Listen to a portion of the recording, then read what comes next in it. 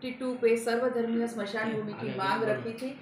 मुझे लगता है कि लास्ट 3 साल से हमारा पाठपुरावा उसके लिए चल रहा था। कलेक्टर वो लैंड देने के लिए तैयार था, लेकिन वो लैंड हम निःशुल्क तभी ले सकते हैं अगर उस पर वो आरक्षण स्मशान भूमि का हो। और हमारी कोशिश थी, हमने 4-5 मीटिंग ली मुख्यमंत्री से, क्योंकि वो उनके पास ये खाता है यूडी का, तो उनसे 4-5 बार मीटिंग के दौरान ये और बात आगे बढ़ी और कल जीआर आया है कि उसको 37(2) के अंतर्गत सर्वे नंबर 352 ये सर्वधर्म स्मशान भूमि के लिए आरक्षित कर दिया गया है। और अब हमें कोई दिक्कत नहीं होगी, कलेक्टर साहब से ये निःशुल्क हम जमीन लेके उसमें सर्वधर्मीय स्मशान भूमि का काम चालू कर सकते हैं। और वो है 5 हेक्टर। 5 हेक्टर जमीन के लिए हमें मंजूरी मिल गई है और सर्वधर्म स्मशान भूमि, दफन भूमि, सभी का प्रॉब्लम जो है हम फेस कर रहे थे वो सॉल्व हो गया। कुंभाडा रोड का मुझे लगता है कि आप सबको अभी तक पता पड़ गया होगा। वो रोड भी लास्ट 7 ईयर्स, जैसे अभी दीपक ने लिखा है और मुझे पहली बार दीपक और रवि भाई लेके गए थे, तब तक मुझे मालूम नहीं था कि इतनी दिक्कत उस रोड के लिए है। लेकिन वो रोड इसलिए नहीं बन सकता था, इतने सालों से वो 10 साल पहले किसी ने प्रपोज किया, वो कैंसिल होके आया और यहाँ किसी को ये पता नहीं था कि कैंसिल हो गया।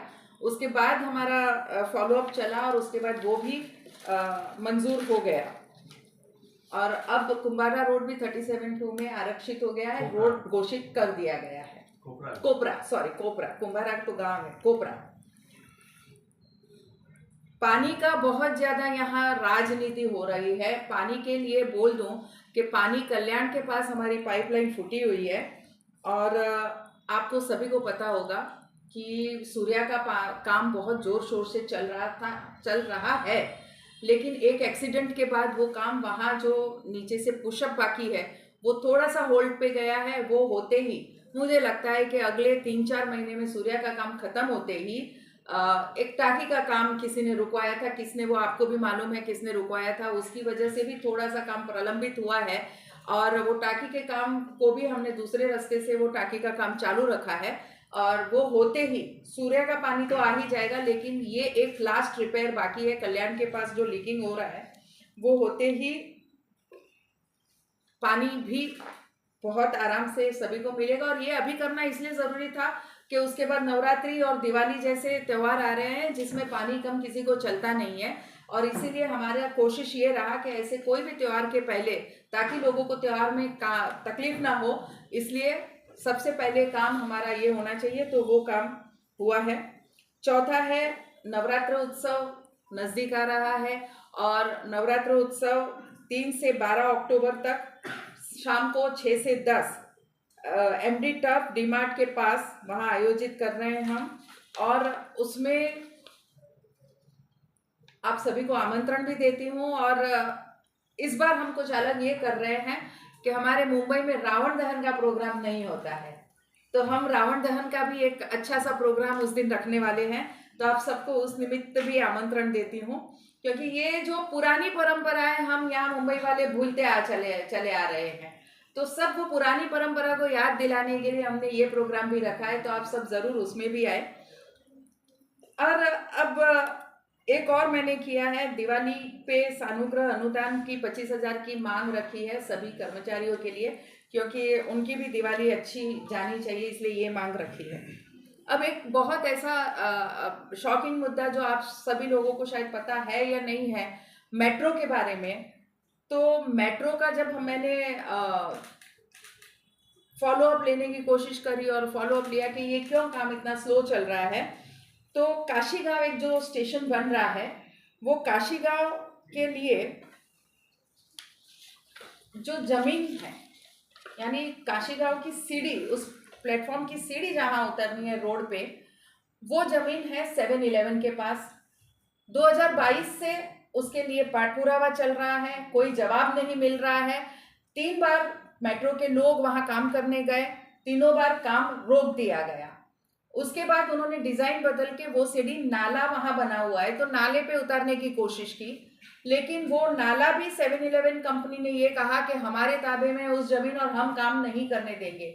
और उसकी वजह से 2022 से मेरे पास प्रूफ है, पत्र व्यवहार है, पत्र व्यवहार कर रहे हैं, भू संपादन के लिए उनको बार बार लिख रहे हैं, लेकिन उनकी तरफ से कोई भी जवाब भी नहीं मिल रहा है और काम भी नहीं करने दे रहे हैं। इसकी वजह से हमारे काशीगांव का स्टेशन नहीं हो रहा है और इसकी वजह से मेट्रो का काम हो नहीं रहा है। तो जो लोग ये दावा कर रहे हैं कि इस शहर में मेट्रो हम लेके आए, वही लोग अगर मेट्रो स्टेशन के लिए काम नहीं करने देते हैं, रोक रहे हैं, तो ये बहुत गंभीर बाबत है और शहरवासियों ने इसके बारे में जरूर जानना चाहिए। और इसीलिए मैं कल MMRDA कमिश्नर से मिली। 6 महीने पहले यहाँ के कमिश्नर ने कलेक्टर को लिखा है, भू संपादन अधिकारी को लिखा है कि भू संपादित किया जाए, यानी जमीन उसको अधिग्रहण किया जाए, लेकिन उसमें भी 7-Eleven की कंपनी की तरफ से कोई साथ और सहकार नहीं मिल रहा है। और इसलिए कल कमिश्नर ने ऑर्डर दिए कि मुझे 1 महीने के अंदर ये करके चाहिए, क्योंकि उनके पास अधिकार है, जो ना भी बोले तो वो लेने का अधिकार उनके पास है। तो उन्होंने ये निर्देश दिए हैं कलेक्टर को कि मुझे 1 महीने के अंदर ये करने चाहिए। और आपकी जानकारी के लिए बता दूं कि ये लेट होने की वजह से प्रति माह उसको 3.5 करीब 3.5 करोड़ की पेनल्टी MMRDA को लगती है, जो हमारा ही पैसों का नुकसान है। 3.5 करोड़ अब 2022 से गिन लेके कितना नुकसान हमारा हो रहा है। लेकिन मैं फिर कहती हूँ कि जो कहते हैं कि मेट्रो हमारी वजह से आया, वही लोग मेट्रो रोक रहे हैं काम। तो उसके लिए आप सभी को जानकारी होना बहुत जरूरी है और जल्दी से जल्दी ये काम हो, इसके लिए मेरा प्रयत्न है। तो ये कुछ पॉइंट्स थे जो आप लोगों को बताना चाहती थी, इसीलिए मैंने आज ये पत्रकार परिषद बुलाई कि 2 बड़े अच्छे पॉइंट, सर्वधर्म स्मशान भूमि और मेट्रो का काम हमारा जिसने रोका है उसको ना कलेक्टर की तरफ से बहुत जल्दी भू संपादन करके आगे काम बढ़ाया जाएगा।